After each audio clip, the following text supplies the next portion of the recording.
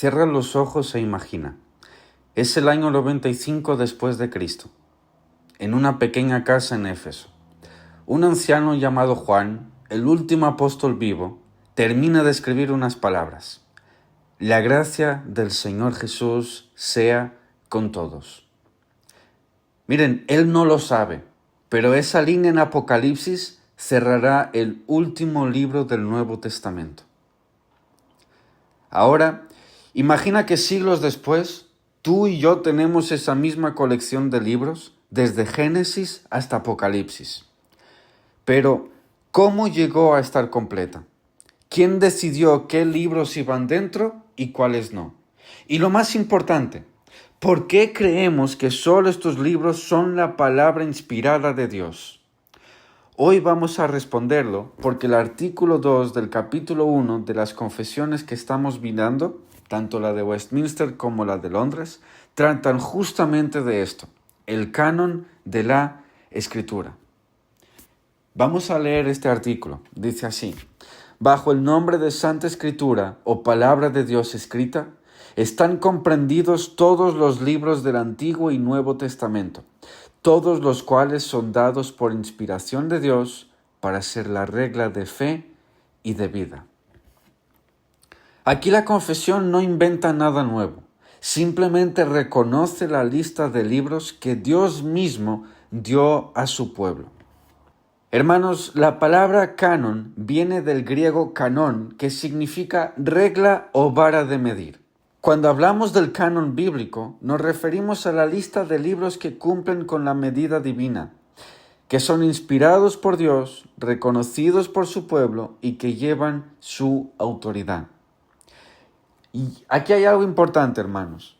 El canon no lo inventó la iglesia. La iglesia simplemente reconoció lo que Dios ya había inspirado. O dicho de otra manera, la autoridad de un libro, hermanos, no depende de que un concilio lo vote, sino de que viene de Dios. Jesús y los apóstoles tenían un canon bien definido. Los 39 libros que tenemos hoy, aunque en su época estaban agrupados en 24, y se dividían en 3 partes: ley, profetas y escritos. Y esto mismo lo vamos a poder ver en Lucas 24:44 con las mismas palabras del Señor Jesús. La ley, hermanos, estaba constituida desde Génesis hasta Deuteronomio. Los profetas se referían a los libros que iban desde Josué hasta Malaquías, según la agrupación hebrea que difiere un tanto de la nuestra. Y por último, los escritos, que son los salmos, los proverbios, crónicas y algunos más. Los judíos del tiempo de Jesús no incluían los libros apócrifos. Esos libros surgieron en el periodo intertestamentario y eran conocidos, incluso leídos, pero no se consideraban inspirados. Josefo, el historiador judío del siglo I, dice claramente: desde Artajerjes hasta nuestro tiempo, todo ha sido escrito, pero no se le ha dado la misma autoridad que a los anteriores. De estos libros, hermanos, no vamos a tocar mucho en esta semana, pero sí los vamos a ver en la semana que viene. En resumen, el Antiguo Testamento estaba cerrado mucho antes de Cristo.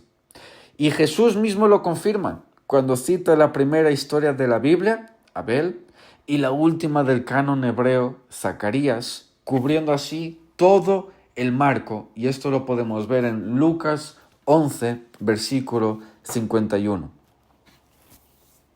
Con el Nuevo Testamento la historia es un poco diferente, porque se fue formando mientras se escribía. Entre el año 45 y el 95 después de Cristo, Dios inspiró 27 libros. Las cartas de Pablo circulaban entre iglesias y eran reconocidas como escritura. Podemos ver esto en 2 de Pedro, capítulo 3, versículo 16.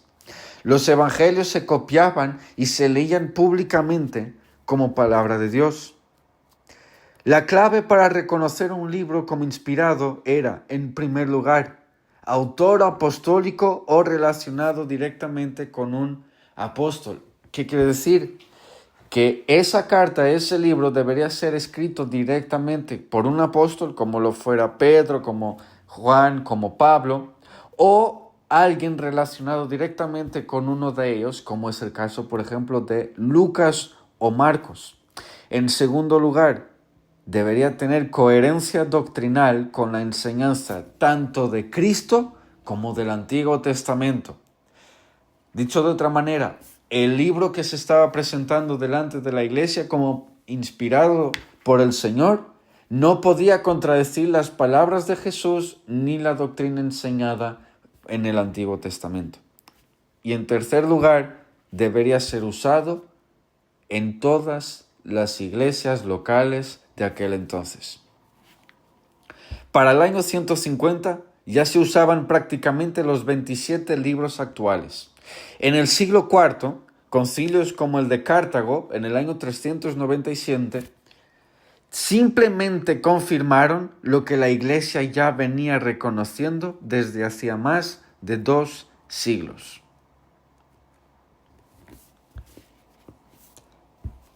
Ahora, podemos hacernos preguntas tales como: ¿por qué no incluimos el Evangelio de Tomás? ¿Por qué no incluimos el Pastor de Hermas?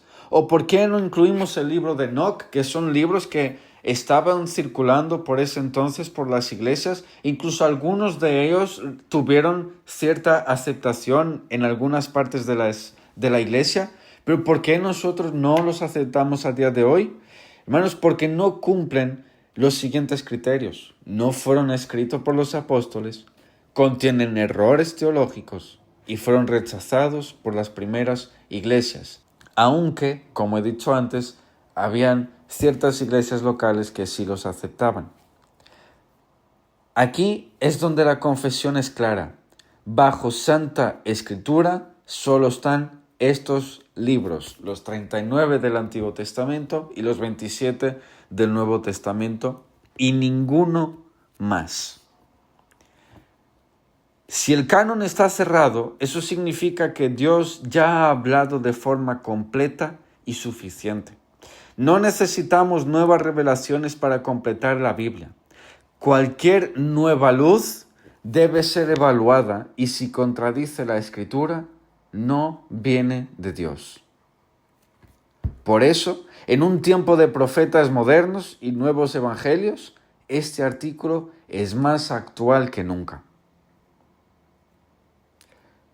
Desde Génesis hasta Apocalipsis, el centro del canon es Jesucristo. La ley y los profetas apuntan a Él, los evangelios nos lo presentan, las cartas lo explican y Apocalipsis nos muestra su gloria final. Y por eso, cuidar el canon no es solo cuidar una lista de libros, es cuidar el mensaje de Cristo mismo. El artículo 2 de la confesión nos recuerda que la Biblia que tienes en las manos no es un accidente histórico, sino el resultado de la obra providencial de Dios que preservó su palabra para ti. Así que, querido hermano, léela con confianza, ámala con gratitud y vívela con obediencia. Porque, hermano, cada página, desde la primera hasta la última, es parte de un mismo mapa perfecto que te lleva directamente a Cristo.